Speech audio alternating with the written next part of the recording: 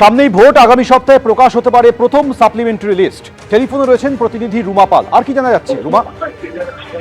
দেখো, জানি রাখি ভোটের আগে কিন্তু প্রথম সাপ্লিমেন্টারি লিস্ট প্রকাশ করা হবে এবং এমনটাই জানা যাচ্ছে, এবং আগামী সপ্তাহে প্রকাশ হতে পারে প্রথম সাপ্লিমেন্টারি লিস্ট। এ যাবৎ এখনো পর্যন্ত 15 লক্ষ বিবেচনাধীন ভোটারের নিষ্পত্তি করা হয়েছে, এমনটাই জানা গেছে। এবং যেহেতু আর মাত্র বলা যেতে পারে কয়েকদিনের মধ্যেই কিন্তু ভোটের নির্ঘণ্ট প্রকাশ হতে পারে এমন জানানো হচ্ছে, সেই কিন্তু ভোটের নির্ঘণ্টার পরে কিন্তু এই একদম সাপ্লিমেন্টারি লিস্ট প্রকাশ পাবে, এমনটাই জানা যাচ্ছে। তবে এটাও ঠিক, এই সাপ্লিমেন্টারি লিস্টে যাদের নাম থাকবে তাদের কিন্তু ফাইনাল লিস্ট যেটা রয়েছে তাতে ইনক্লুড বা সংযোজন করা হবে, এমনটাই কিন্তু কমিশন সূত্রে খবর। ধন্যবাদ রুমা।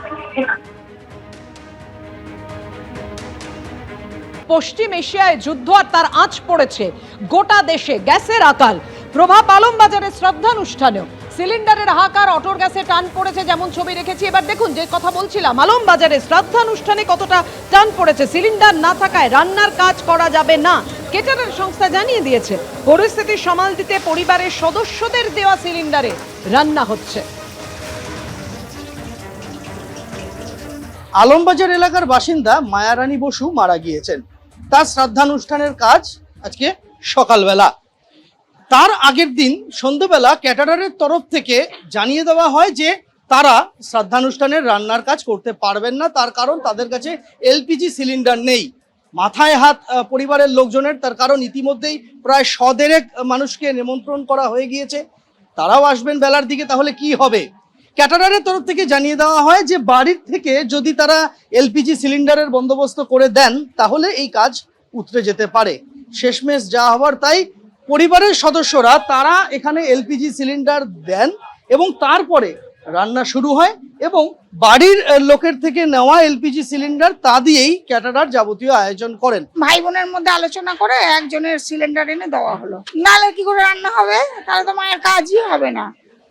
ওই জন্যে আমরা বললাম যে আমাদের তো সবারই ডবল সিলিন্ডার আগে থেকে তো রাখা আছে, সেই দাদার ঘর থেকে নিয়ে এসে দেওয়া হলো।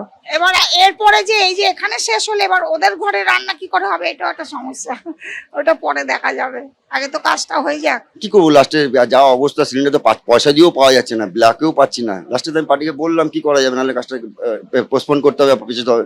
তখন ওরা রাজি হলো, তার জন্য কাজটা শুরু করতে পারলাম, নাহলে তো বন্ধ করতে হবে। 4000 5000 টাকা দাম বুঝে তাও চাইছি, তাও নেই। মানে আজকে বললে হয়তো 2 দিন পরে দেবে, কিন্তু আমার কাজটা তো করতে হবে। অর্ডার নেওয়ার আগে পার্টিকে বলছি আপনারা একটু সিলিন্ডারের ব্যবস্থা করবেন, যতদিন আর এরকম সমস্যার সমাধান হচ্ছে। কিছু করার নেই, কাজ করতে তো অসুবিধা নেই, আমাদের সব রয়েছে, সিলিন্ডারের অভাব হয়ে যাচ্ছে। ক্যাটারারের বক্তব্য যে তিনি বহু চেষ্টা করেছেন, 4-4,500 5,000 টাকা দিয়েও পাওয়া যাচ্ছে না বাণিজ্যিক এলপিজি সিলিন্ডার, আর তাই পরিবারের সদস্যদের কাছেই হাত পাততে হয়েছে। যদি তারা সিলিন্ডারের ব্যবস্থা করেন তাহলে রান্নার হাঁড়ি চাপবে। শান্তনু দত্তর সঙ্গে সন্দীপ সরকার, এবিপি আনন্দ, কলকাতা। পশ্চিম এশিয়া যুদ্ধ যেন এ দেশের মানুষকে কয়েক দশক পিছনে নিয়ে চলে গেল। এআই এর যুগে ফিরিয়ে আনলো কয়লার ব্যবহার।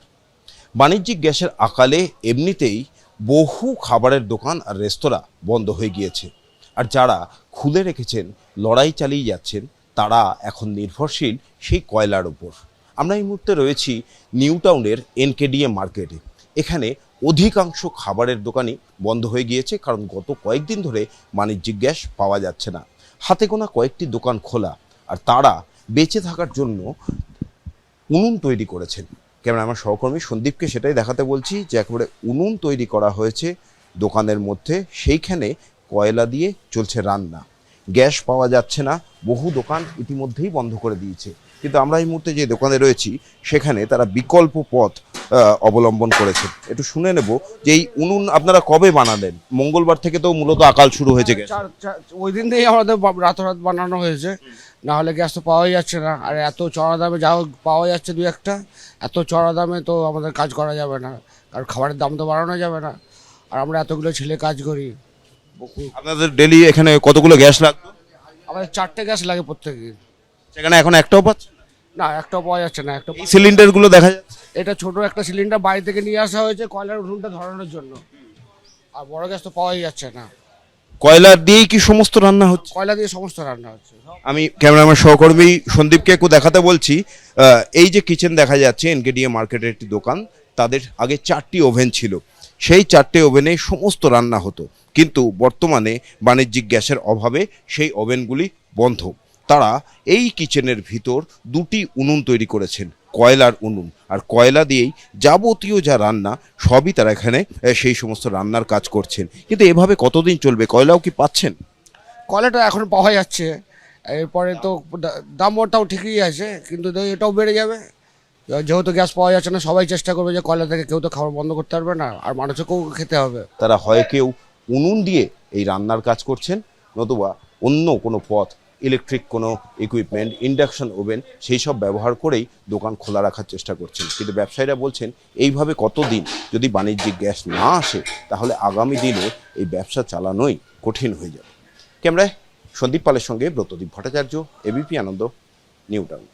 গত কয়েকদিন ধরে বেলগড়িয়ার প্রবর্তক পল্লী নীলগঞ্জ রোডের ধারে এই গ্যাস সরবরাহকারী সংস্থার অফিসের সামনে গ্রাহকদের লম্বা লাইন, রান্নার গ্যাসের সংকট, এবং আজকে আমরা যে ছবিটা দেখতে পাচ্ছি একই লম্বা লাইন। দেখা যাচ্ছে যে কামারহাটি পুরসভার 24 নম্বর ওয়ার্ডের তৃণমূল কাউন্সিলর তিনি এই যে গ্যাসের যে লাইন সেখানে প্রত্যেককে ঘুঁটে বিলি করছেন, এবং ঘুঁটে বিলি করতে দেখা যাচ্ছে। এবং আপনি ঘুঁটে বিলি করছেন? দেখুন, যেভাবে আজকে গ্যাসের দোকানে যেভাবে ঘন্টার পর ঘন্টা লাইন দিয়ে দাঁড়িয়ে আছে, তারপরেও মানুষ গ্যাস পাচ্ছে না। আমরা দেখেছি যে এখন এইভাবে গ্যাসের আকাল হয়ে গেছে। এটা টোটাল হচ্ছে প্রধানমন্ত্রী নিজে দায়ী, তার নীতি ভুলের জন্য আজকে মানুষ লাইনে দাঁড়িয়ে আছে। এসআইআর নিয়ে লাইনে দাঁড়িয়েছিল, আবার হচ্ছে আমরা দেখতে পাচ্ছি যে গ্যাসের জন্য লাইনে দাঁড়িয়ে আছে।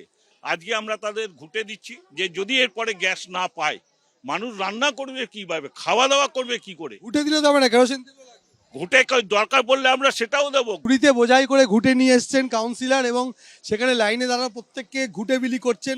এই যে ঘুঁটে দেয়া হলো, কি করবেন ঘুঁটে নিয়ে?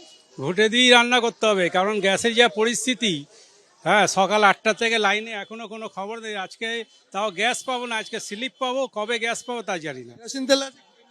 হ্যাঁ, সে কাঠ ফুটো দিয়ে পুড়াবো, কাগজ দিয়ে ঘুঁটে ধরাবো আর কি। এই যে ঘুঁটে দেয়া হচ্ছে, কি বলবেন? ঘুটে কি বলবো, আমি তো নিজেই কাঠে বানাচ্ছি। কেরোসিন তেলেই মানে যা বলছেন আপনার দাম জানেন, কেরোসিন তেলেও দাম আছে। আম মানুষ মানে আম পাবলিক যেটা বলা হয়, তারা কিভাবে খাবে, বানাবে কিভাবে, খাবে কি করে? গ্যাস তো ঠিক আছে, লাইনে দাবে, কবে দেবেন, মাথা খারাপ হয়ে যাচ্ছে। 2 ঘন্টা হয়ে গেল, এখন আরো ক ঘন্টা লাগবে জানি না। সবার কাছে অসুবিধার ব্যাপার হয়ে গেল। গ্যাস থাকলে সবাই একটুখানি রান্না বান্না করে তো খেতে। ঘুঁটে নিয়ে কি করবে? ঘুটে নিয়ে কি করবো, উনান রান্না করবো। কেউ লম্বা লাইনে দাঁড়িয়ে আছেন সবাই, আজকেও তো লম্বা লাইন, কি বলবেন আপনাদের? গ্যাসের কোনো ইয়ে নেই, মানে গ্যাসের সেরকম কোনো ক্রাইসিস নেই। এগুলো ম্যাক্সিমাম হচ্ছে প্যানিক, খুব মানে বেশি হলে 500 মতো ব্যাকলগ আছে, 500 অনলি, সেটা দুটো। কিন্তু তাদের হ্যাঁ, তারা সিলিন্ডার পাবে, তাদের তো বুকিং ম্যাক্সিমাম বুকিং 10 তারিখ, 8 তারিখ, 9 তারিখ সবার এরকম বুকিং, প্রিভিয়াস বুকিং খুব একটা নেই আমাদের। এই লাইনকে কেন্দ্র করে দফায় দফায় বচসা হচ্ছে। বেলগড়িয়া থানার পুলিশ আজও মজুদ রয়েছে, পুলিশ কথা বলছেন গ্রাহকদের সঙ্গে। লম্বা লাইনে দাঁড়িয়েছেন গ্রাহকরা, তারা গ্যাস পাচ্ছেন না, এবং সরবরাহকারী সংস্থার বক্তব্য হচ্ছে গ্যাস প্রচুর পরিমাণে মজুদ আছে, কিন্তু সেটা এখনো পর্যন্ত এসে পৌঁছয়নি। এবং যারা লাইনে দাঁড়িয়েছেন তারা সবেমাত্র বুকিং করেছেন, এবং গ্যাসের গাড়ি এলেই তারা রান্নার গ্যাস পেয়ে যাবেন, এমনটাই জানানো হচ্ছে এই সংস্থার তরফ থেকে। কিন্তু লম্বা লাইনে গ্রাহকরা এবং তাদের পাশে দাঁড়িয়েছেন তৃণমূল কাউন্সিলর, তাদের মধ্যে ঘুঁটে বিলি করা শুরু করেছেন। ক্যামেরায় দীপ্ত চক্রবর্তীর সঙ্গে সমীরণ পাল, এবিপি আনন্দ, উত্তর 24 পরগনা। এবিপি আনন্দ, এগিয়ে থাকে, এগিয়ে রাখে।